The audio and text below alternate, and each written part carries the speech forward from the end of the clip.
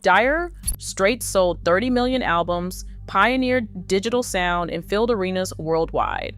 Yet, at their peak, the band vanished with no farewell or headline-grabbing split. The quiet collapse of one of rock's biggest bands didn't end in flames, but in silence. How could a legend fade away when the world was still listening? To find out, we have to start at the beginning. London, 1977. Four musicians, Mark Knopfler, his younger brother David, John Ilsley, and Pick Withers, gathered in a cramped council flat in Deptford.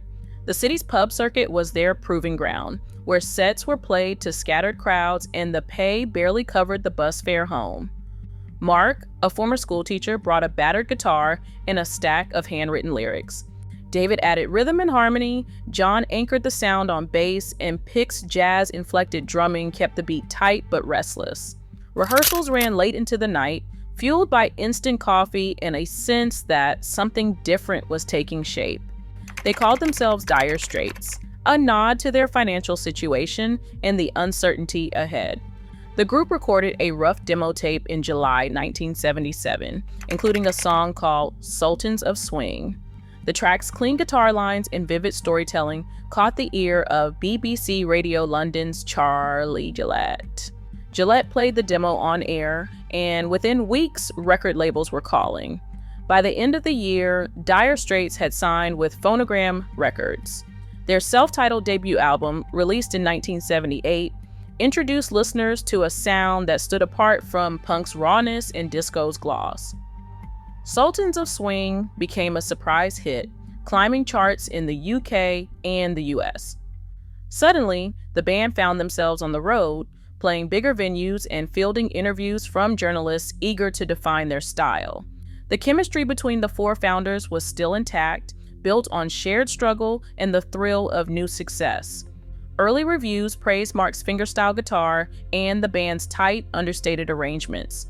John Ilsley later recalled those first years as a time of camaraderie and possibility, when every gig felt like a leap forward. The pace was fast, but the foundation was laid. A group of outsiders, united by craft and ambition, poised for a climb that would soon outpace even their wildest hopes. May 17, 1985.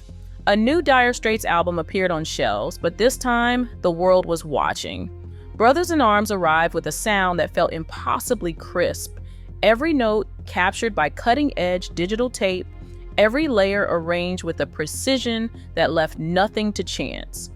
Producer Neil Dorfsman later called the sessions painstaking but worth every minute. The band spent months at AIR Studios in Montserrat, then started over in New York after a technical glitch wiped out days of work. Mark Knopfler, already known for his obsessive attention to detail, pushed further than ever before. He spent long nights chasing the right guitar tone, sometimes re-recording a single riff dozens of times. The result was a record that didn't just sound modern, it helped define what modern meant. Brothers in Arms was the first album to sell over 1 million copies on compact disc. At a time when the CD was still a novelty, Dire Straits made it essential. The album topped charts in the UK for 14 weeks, 9 weeks in the US, and 34 in Australia. By the end of the decade, global sales would pass 30 million, a figure few could have imagined for a band that started in a London flat. Songs like Money for Nothing, with its wry take on MTV culture, and Sting's unforgettable hook, became anthems of the era. The music video, one of the first to use computer animation, played in heavy rotation, cementing the band's place in the new visual age of rock. Inside the studio, though, the pursuit of perfection took its toll. Dorfsman and the crew worked late into the night, sometimes in near silence as Knopfler weighed every decision. The band rarely played together as a unit. Instead, parts were layered, refined, and sometimes replaced by session musicians. The process that produced such clarity on record also created distance between bandmates and between the music and the camaraderie that once defined it. Expectations soared with every chart milestone, and the pressure to deliver only grew heavier. What started as a triumph of technology and craft was, beneath the surface, becoming something else. a test of endurance and a glimpse of the strain that would soon shape the band's fate. The studio became a pressure cooker. Mark Knopfler's pursuit of flawless sound meant sessions dragged on for weeks, sometimes over a single guitar part. Alan Clark, who joined as keyboardist in 1980, remembers days spent waiting for the right take, the right tone, often with hired session musicians filling in for tired bandmates. The process, once a group effort, now revolved around Knopfler's vision. Layer by layer, the music grew more polished, but the sense of unity faded. Clark later admitted, "That tour, it nearly killed us. We loved the music, but I don't think any of us loved the industry by the end." The grind didn't end in the studio. After Brothers in Arms hit shelves, Dire Straits launched into a world tour that stretched across 248 dates. Airports, hotel rooms, endless sound checks, each day blurred into the next. The crowds grew larger, but so did the distance between the people on stage. Exhaustion set in.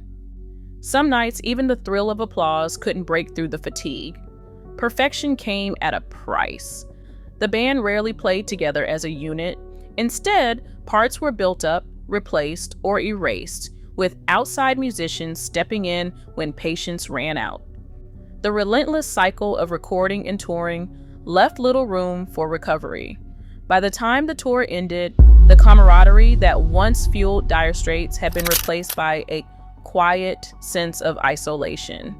For those inside, the cost of perfection and fame was becoming impossible to ignore. On Every Street arrived in 1991, carrying the weight of expectation, but landing in a world that had moved on.